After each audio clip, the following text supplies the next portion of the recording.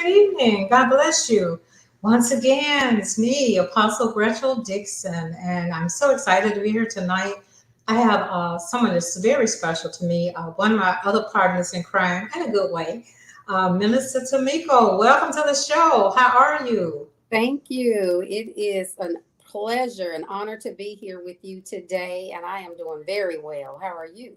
I'm doing great. I'm doing great. Well, tonight, those of you that are watching and those that catch it in the replay, is that so many times we feel a call of God to go into the mission field. So I wanted to talk to Minister Tamiko so she can kind of explain to us some of the things. So first of all, Tamiko, tell us a little bit about who you are and how did you know? How did you know this is what you were called to do? Yes. Okay. Well, yes, I am Timiko Covington here in Arkansas, and I started a nonprofit about 3.5 years ago. Very excited about what the Lord is doing. And one of the purposes that God has placed in my life for this earth realm is missions. And so in 2001, I went on my first missions trip to Haiti, and that first trip, God revealed to me what my purpose was. And I was so excited. Missions is near and dear to my heart, local as well as global. But I know I'm called to that global mission field. So I am excited about the call that's on my life. It's a passion of mine. Wow, and that is so true because ever since I've known you, you're on some mission trip. Now, for those that may be kind of squeamish, you know how I am. Those that know me know like okay. So when you left Little Rock, Tamiko's from Little Rock, Arkansas, which is my home. So Tamiko's from Little Rock, and you were a part of a large ministry at the time. And when they said they were going on a mission trip to Haiti, what made you decide to do it? Were you afraid or did you get excited? Sometimes, churches say, for me, they'll say, okay, the church is going on a cruise. I'm all in. Okay, where are we going? But mission trip, I may start out excited, but then the closer you get, I'm like, So did you, first of all, when the church announced they were going on a mission trip to Haiti, so what was it about it that made you say, okay, I want to do that? Well, a friend of mine invited me to a meeting. They were preparing to go to Haiti, and he asked me to come to the meeting. And my first response was, I'm not going to Haiti. And so it was just the last thing on my mind. And when I said that I wasn't going, when he walked away, I thought about it and I was like, well, it won't hurt to go to the meeting just to see what they're going to be doing. I had no intention of going on the trip. But when I went to the meeting, I heard about everything they would be doing. I saw pictures of previous trips, and my heart was just like, I want to go. I want to go. I want to be a part of this. And so from that point on, it was just like God had just gripped my heart. And so that was my first trip when I had no intention of going, no desire that I knew on the surface of going on a mission trip, but I went. Wow. And I can only imagine. I know just me and my desire to, like so many of my friends, we want to go to Paris or Greece or someplace, and just looking at the airline tickets and the hotels. And of course, me, I want money to go shopping. So looking at that big expense, how did you go about? Did you have that money in that mattress in the back room or money stuffed away? So how did you fund this trip? Well, initially, when I was with the church that was leading the trip, the church paid for most of the cost, Oh, which okay. really awesome. A lot of churches don't do that. And so it was a blessing. We would have to pay maybe like $100, just a commitment fee. Because if people change their mind, the church would lose out on that cost. Oh, So it started out the church funding those who wanted to go, the members that wanted to go. But now it's support. We still would send support letters to family and friends, just to let people know what God has called us to do so they can be a part of it. Because even if you don't go on the mission field, but you support it with your prayers and with your finances, you're just as much a part of it. And so that's what we do. And that's still what I do today. I send support letters. I let people know what God is getting ready to do and what the mission is, and invite people to be a part of it, even if they can't go or don't want to go, don't have the call to go, but they want to be a part of the impact of what God is getting ready to do. Wow.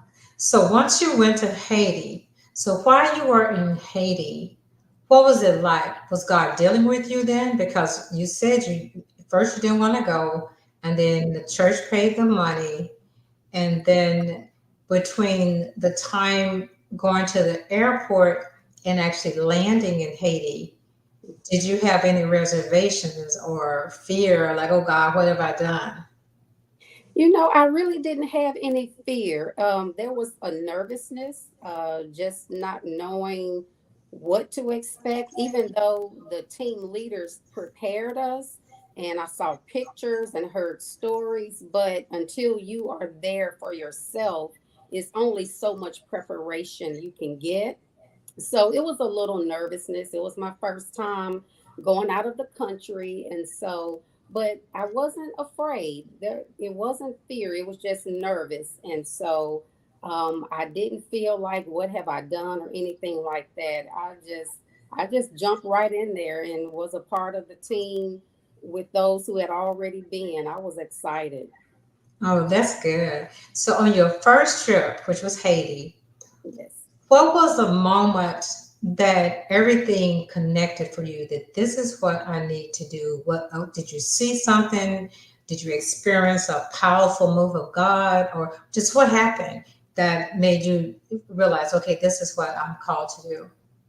Yes, when you go overseas on a missions trip specifically, you get away from the distractions, you get away from the everyday busyness and the norm of life. And so it was times where I just had those quiet moments with God, especially early in the morning before the stirring of the day. And it seems like things are just so much more clear. The spiritual discernment is stronger. You can hear God, you can feel God, you can sense His presence better and stronger. And that's what I experienced, just personally, God speaking to me and ministering to me, and then showing me another level of His glory. Even though Haiti, even though I saw a lot of poverty, it broke my heart, it saddened me. But I still saw the glory of God. I still saw the awesomeness of who God is, in a different part of the world. And then another part of it, the people taught me how to worship. I had never experienced worship like that before.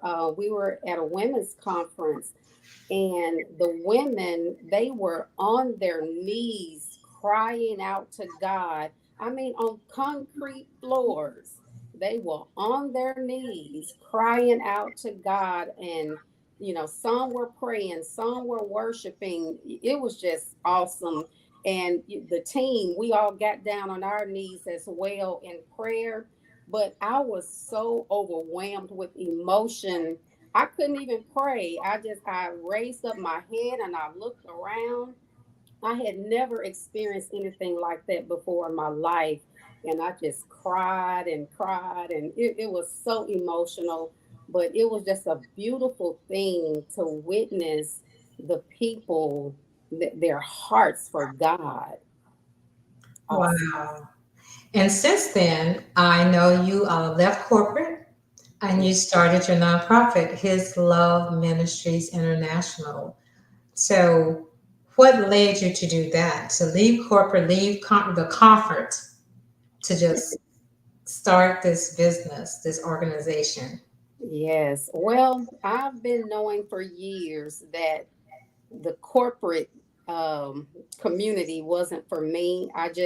I've never, it was never comfortable for me, to be honest with you. I always felt out of place, no matter what job I worked at. I did my best. I always did well where the places where I worked, but I knew that it was just a process of me getting to where God was leading me. And so I knew full time ministry was in my future. I just didn't know how it was going to come about. I didn't know when. And so in 2020, I had just come back from Ghana that February, right before COVID hit real bad. And so the past couple of the years before that, when I would come back from a mission trip, I would feel a little sad when it was time to go to work because I was like, I know this is not for me. It's just a job to pay bills, and Hmm. I want to be doing what I know God has called me to do. I just didn't know what it looked like. And so I was just being patient and prayerful. And then in 2020, when I came back, it was just this overwhelming sense that it was coming soon. Um, I still didn't know how. And I had a friend that was praying with me that my passion would become my purpose. And Hmm. that was so powerful to me when she said that I'm going to be praying for you that your purpose and your passion becomes your profession. That's what she said, that your purpose and your passion becomes your profession. And that was so powerful to me. And so I started praying that as well. And so just day by day, week by week, month by month, the Lord just started showing me that the time was near, the time was drawing near. And so just having those conversations with the Lord and asking Him, how am I going to do this? And so He had to tell me I had to walk by faith. He had to show me that He was going to be the one, that I wasn't going to have to depend on anybody else like a man Wow. do this. And so he was like, I'm the one. And so no one would know that everyone will know that it was no one but me that did this for you. So he told me, this is what I want you to do to get things in order financially. And he told me, don't look for a job, resign from here, because that human side of us was kind of like, Hmm. okay, how I'm gonna do this? I can live for this long paying bills without working. So how? And so I started even trying to look for ministry positions. Hmm. And God was like, what I tell you, I didn't tell you to do that. Don't look for a job. And so I did. I had to totally step out on faith and let God just do the leading in every way and to trust Him to be my source, my provider. And He showed me this ministry. He had actually given me the name years ago, His Love. That's all He said was His Love. And I had no idea what it meant. And later on he began to show me that it was going to be a ministry, and I just didn't know what it was. And so but he began to show me, and he began to speak and tell me, the seed that I planted in you years ago, his love, is time to start bearing fruit on it. And he said, His Love International Ministries. And he said, I want you to go all the way with it, be professional about it, 501c3. So the people that I'm going to connect with you, that's going to be sowing into this ministry, they will know that you're serious about it, professional about it, and people can get tax receipts, when they sow into it. So it's just been a blessing, and I'm grateful for the people that God placed in my life, to sow into me first, because the encouragement and the prayers, the guidance and the wisdom, the help. I've had so much help and so much guidance from people that God has connected me to, and I'm so grateful. And then, of course, the donors, the partners. Oh my gosh, so grateful. Hearts are just overflowing. And I know it's nothing but God that's placing the ministry and what He's called me to do on people's hearts to sow. And so I don't want to just keep rambling, but I'm grateful.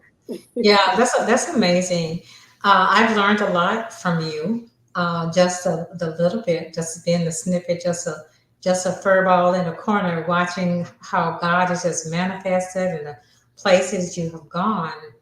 Um, for those that want to start in ministry or go on mission trips, I know there are different ways to start for someone who's never been on a mission trip. I remember you telling me there was a mission trip that you did in Alaska. Yes. Um, share a little bit about that. So, the difference between what you did in Alaska and what you do when you go to the African countries. So, for someone that's getting started, I want to get started. That other ministry, those other ministries that may not be as far away as Africa. Right. Tell us a little bit about that. Right. Okay.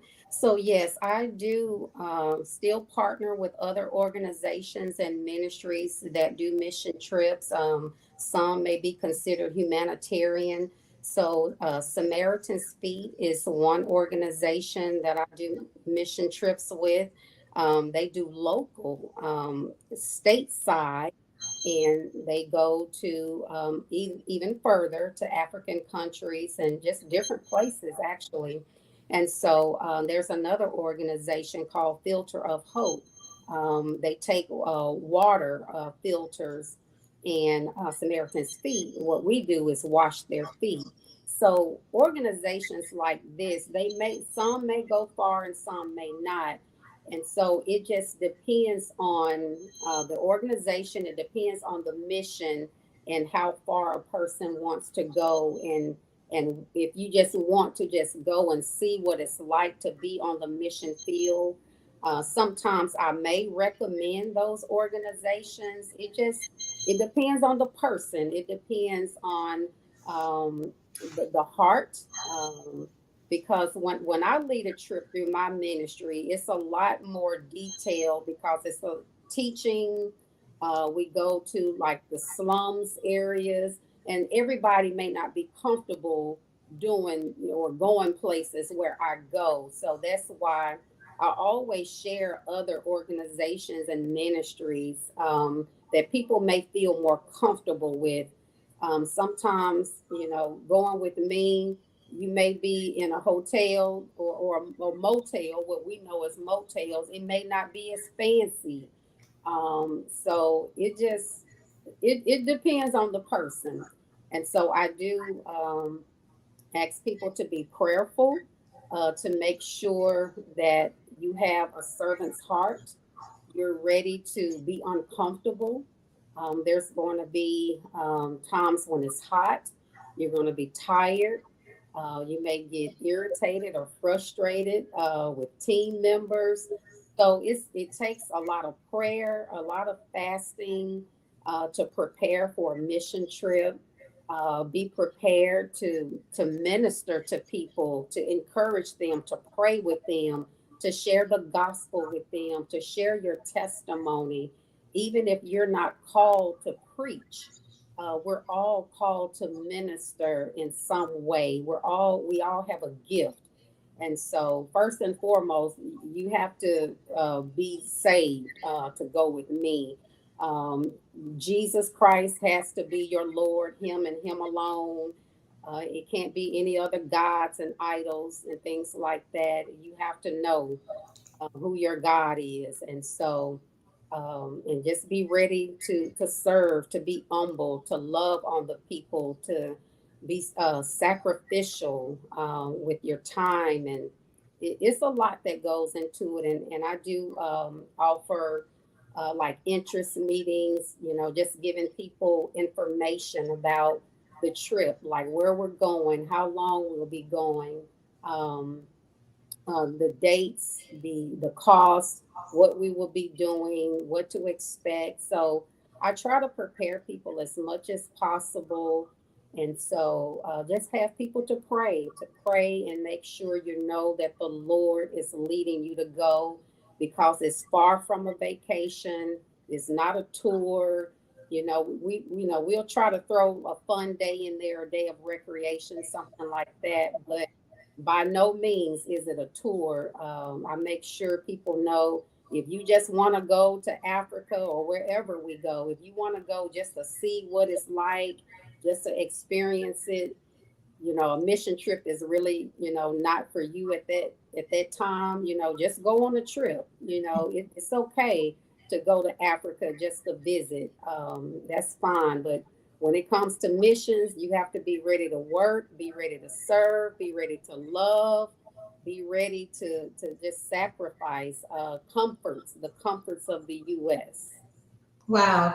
And you know me, Tamiko, what about the part of I hear stories about you have to take a lot of shots and they have bugs and mosquitoes. Bugs don't bother me, but mosquitoes do. So share about that people like me that, okay, I don't mind going, but okay, do they have mosquitoes? Or am I gonna have to take a bunch of shots? Yeah. So what would you tell someone like me that, like I said, my thing of that I least like are mosquitoes, because yeah, just mosquitoes. I live Yeah. in the country, so that may be why I hate mosquitoes. So what do you, if someone asks you about, okay, but okay, do I have to take a bunch of shots and things like that? So Yeah. what about that? So it's not really a whole lot of shots. So for the most part, everyone should have like their basic hepatitis series shots. So if you don't, I recommend people to contact their doctor, to just make sure they have their up to date shot record. So people will need like their hepatitis A and B. And for the most part, all adults have those. But if you don't, you would need that, the hepatitis A and B series. Going to Africa, you need yellow fever. And that's only one time. You get that and you're done. Tetanus shot, that's every 10 years. So that's not too bad. Another shot is typhoid. And typhoid can either be a shot or you can take pills. And so a shot only lasts a couple of years, but if you take the pills, it lasts 5 years.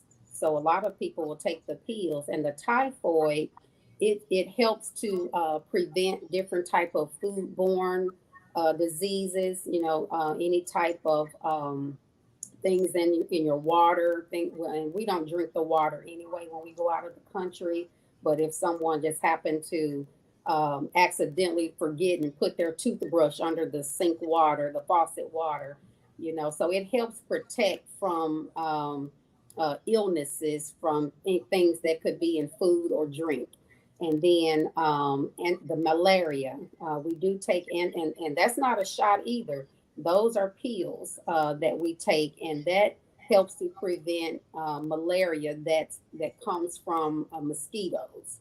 And so it's not, I wouldn't consider it a lot. And it may just be because I'm so used to it, Mhm. but I don't have to get a shot every time I go or every year. It just depends on if it's time, if you're at that 5 year mark or that 10 year mark.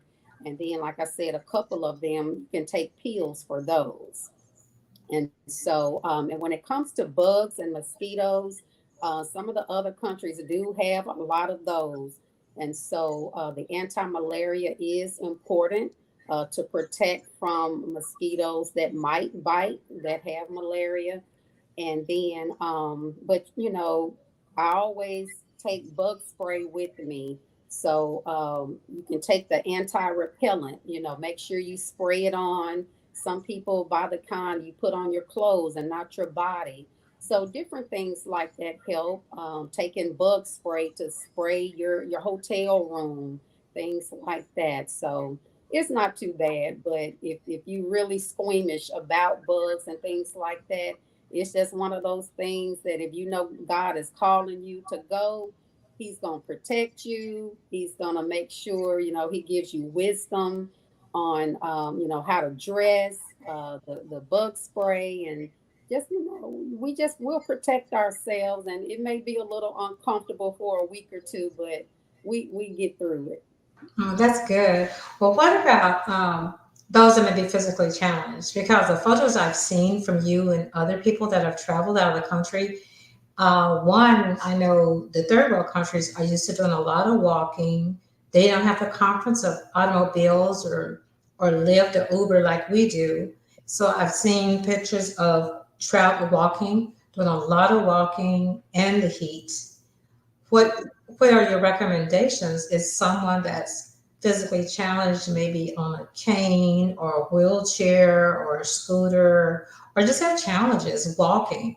Uh, what are your recommendations if they said, I really want to do a mission trip, but I don't know if there's anything suitable for me? I understand giving, sowing a seed is helpful and praying is helpful, but I really want to go to something like that. So, Right. what would you recommend for those that may be physically challenged that want to participate? Okay.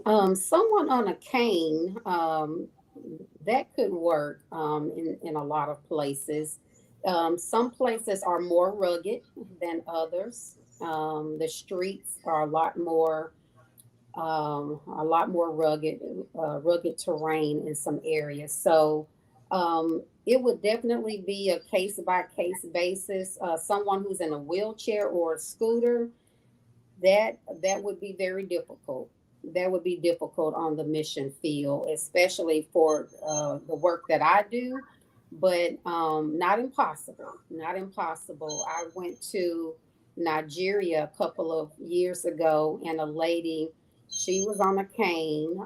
She has polio, and she couldn't walk as fast as everybody else, of course, but she was able to get around. She was able to minister and be used by God. So it's not impossible, but I would definitely just talk to the person one on one to let them know what we will be doing, and then talk to our host. Our host in that country will play a big part in that. He or she would be the one to actually probably make the final call on it, letting them know what limitations the person may have, because the host in that country will know better where we're going, the roads, and how the person would be able um, to maneuver in whatever it is they're using, whether it's, like you say, a wheelchair or a cane. But it's definitely not impossible. So I would encourage people to talk to their doctor first and foremost. Talk to God, of course, most definitely, but talk to their doctor. Let their primary care physician know their heart's desire, the opportunity, and then let their doctor know what what situation or conditions they may be in. And then when it comes to other conditions like different medicines, like some people can't be in heat for extended periods of time, Mhm. that's something to be in prayer about as well.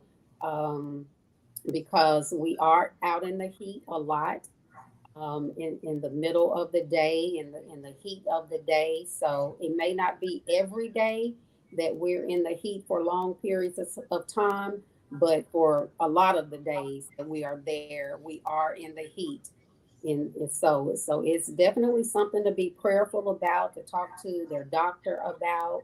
And yeah, it would definitely be a case by case basis on if the Lord, is saying, I want this person to go, open that door for them to go. Oh, that's good. That's good. I know there are two ways. You have been a host, and you've also participated in other mission trips. Mhm. So, what is the difference, and how would someone that may be interested in going on a mission trip find a way to get involved, to go on one? Okay. So, being a team member and being a team leader, when I actually lead a trip, it is quite different. And to be honest with you, God is still stretching me out of my comfort zone to lead teams. I just started leading teams in 2022. Honestly, I started this missions organization, the nonprofit, in 2020, but I was still going with other organizations, learning, getting ideas of how to do things, how not to do things. And like I said, every mission trip is different anyway. The mission itself is different. And so when I'm a team member, I don't have the pressure and the stress on me of planning the logistics and taking care, watching over people and making sure they're okay. And so, even though as a team member, you're still concerned about your team members and you're checking on each other, as a team member, you just, I go just to serve. I love being in the trenches of it and just serving and loving on the people. But when it comes to leading, it takes a lot. It takes a lot of planning, months in advance of planning with the host. Um, it takes a lot of prayer.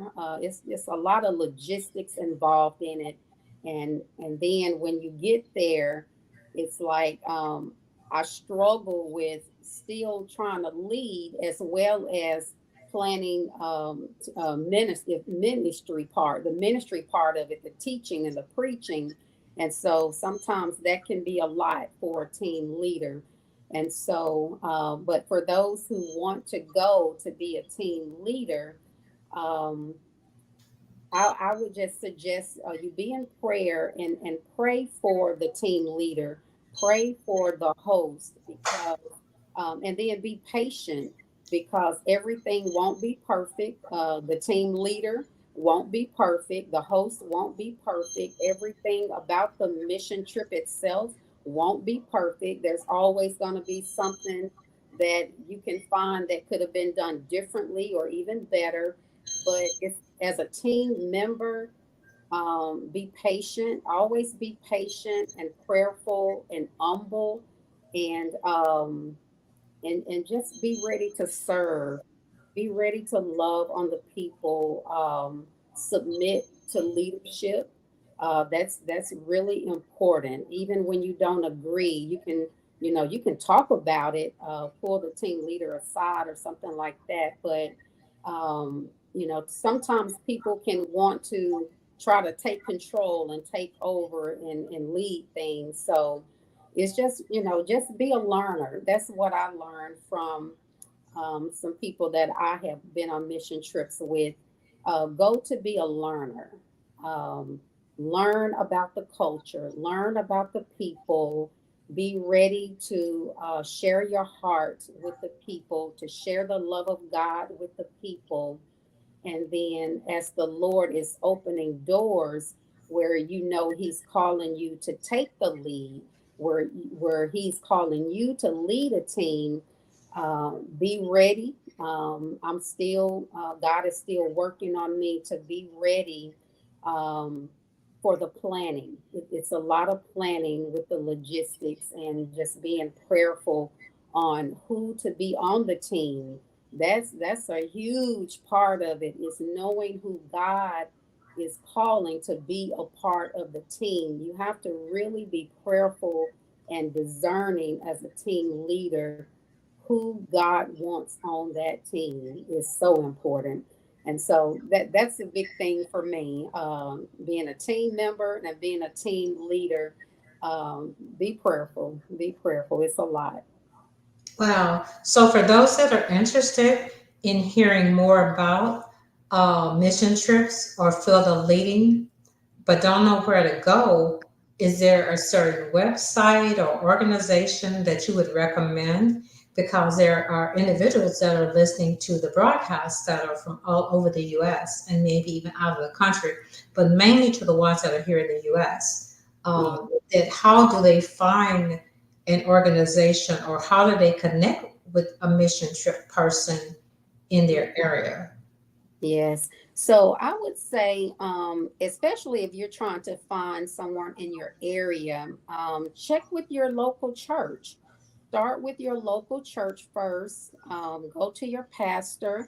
And I'm sure if you're in church, you already know if you have a missions ministry, if it's a global missions ministry, because there are a lot of churches that do local missions, that do things in the local community. But word of mouth is a good way to find out what local churches in my area they are doing mission trips. And then, and definitely you can contact me at my ministry website, hisloveinternational.org. Hisloveinternational.org. You can reach out to me. There's a place on there to contact me, whether through email or Facebook. You'll see the different contact methods to reach out to me. We mentioned Samaritan's Feet. I mentioned Filter of Hope. So there are several organizations. Sowing Seeds of Joy. That's an awesome ministry that I'm connected with. I went on a missions trip with them earlier this year. So it's a lot of different organizations out there. It just depends on what the Lord is calling you to do. If it's teaching, preaching, if it's construction, Labor of Love United. They do a lot of construction with Pastor Frankie Williams, who's in Uganda now doing construction work. So Samaritan's Feet, they wash the children and even adults. We wash their feet and give them new shoes. So it just depends on. There are some organizations they focus on medical. So reach out to me and let me know what area you're interested in, and I can help get you plugged in to a ministry that may be more conducive to what the call and the gift on your life. And definitely reach out to your pastor or local churches in your area to find out who's doing missions cross culturally. Yes. So I'm in the Austin, Texas area. Is there a type of ministry? And I know I have some friends that are from Chicago and different places that may watch. Is there some type of mission organization where the person can find mission work in their city, in their local area? I'm Like I may sure. not be called to go to Alaska, like Samaritan's Feet, or out of the country, but I have a desire for maybe let me start in my local area. So, how would someone find where they can serve if they're not connected to a mega church in that area, but you just want to serve to see what the need is? Is how would they? What are your recommendations? How would they find where the need is? Okay.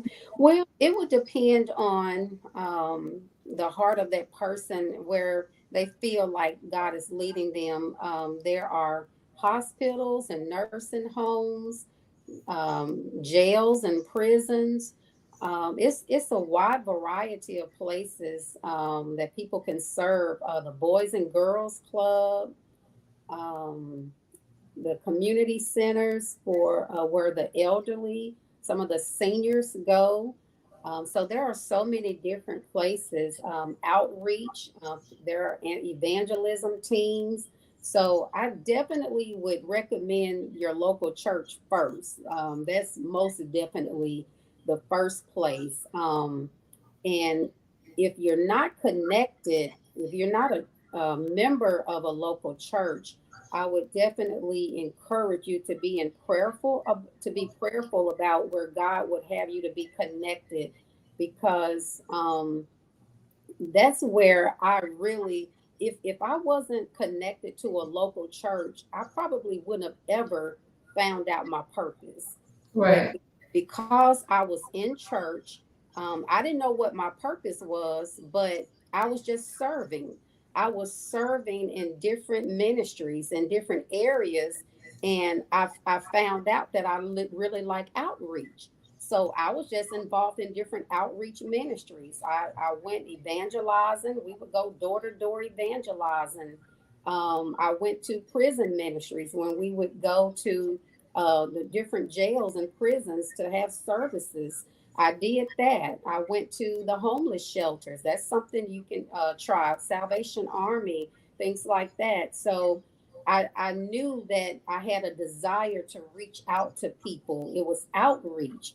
And so I would encourage people to get connected to a ministry at your local church and just start serving. Mhm. And wherever you find that passion is stirring in you, then you'll begin to, especially for those who don't know their purpose and Mhm. they just want to serve. That's I'm so grateful for the local church and giving me the opportunity to serve in different ministries. And when that opportunity presented itself to go overseas, I had already been serving, and that's really important too for people who want to go overseas to go on a missions trip internationally. For me, it's really important that the person is already serving locally. Already, because if you're not serving people locally, why would you want to go internationally to serve Right. people? You're not Because serving. it's not a vacation. You said it already. It's not a vacation or field trip. Right. It's not a field trip. So, yes. So, please get connected to a ministry in your local church and start serving. And God will lead you. He will impress upon your heart where He wants you to go and get you connected with different organizations, whether, like I said, a homeless shelter or wherever. Um, and He'll just start opening doors and start ministering to your heart where He wants you to go to minister to people. Wow. This has been so good, Minister Tamiko. I just want to thank you again for taking time out of your busy schedule to come and share because it's summertime. I know the church, there's a church in my neighborhood that's preparing. I only saw it in our neighborhood Facebook page. They're taking their youth to Ghana. So they're doing fundraisers. They were doing a car wash. So that's how I found out about it. They posted they were doing a car wash to raise money because their teen ministry is going to Ghana to do some work. And so this has been so informative. So those of you that may feel a call of God or you're interested, you want to kind of dive into it a little bit more. Minister Tamiko is your person because she definitely go out of the country. Just real quick before we end tonight, what are some of the places you've been just this year? This year, I've only been to South Africa and Uganda. That's two places only. Okay, that's a lot. Yes, This is and just the 6 month of the year. yes, and I'm getting ready to go back to Uganda next month. A lot of people don't know that yet, but I am. So is it doing the same thing, teaching or serving or what? Well, actually, I'm going to take the trauma healing course to Uganda. Yes, it's I got connected to a ministry. Wow. This ministry rescues women off the street out of prostitution. Wow. And it just overwhelms me every time I start thinking about it or talking about it. But God really impressed upon my heart, put this strong burden on my heart to take the trauma healing curriculum, the course over there to them before they graduate in August. And so I'm really excited to be going back. That's awesome. That's awesome. So, how if people want to connect with you? How do they find you if they want more information or on what to do and how to do? Because you, to me, you that person, that go to person. So, how can they find you? Connect with you? Okay. You can connect with me on Facebook. You can find me under my name, Timiko Covington, as well as the ministry name, His Love International Ministries. I'm also on Instagram. So, Instagram and Facebook, and also my website, hisloveinternational.org, hisloveinternational.org. And there's a place there. Where you can contact me. My email there, my phone number is there. So feel free to reach out with any questions. There's also a Serve with Us tab. You can fill out an interest form if you are specifically interested in serving with His Love International Ministries. There's an interest form that I ask everyone to complete just so I can get to know who you are, what your gifts are, what your interests are. And so I'm excited to hear from you. Good. Well, thank you again for coming on tonight, and those of you that are watching in the replay. Like I said, if you don't want to go out of the country or you're not feeling a leading, at least you can sow. Like I said, your time, your talent, or your treasure, because they definitely need all of that. So thank you again, and you guys have a great night.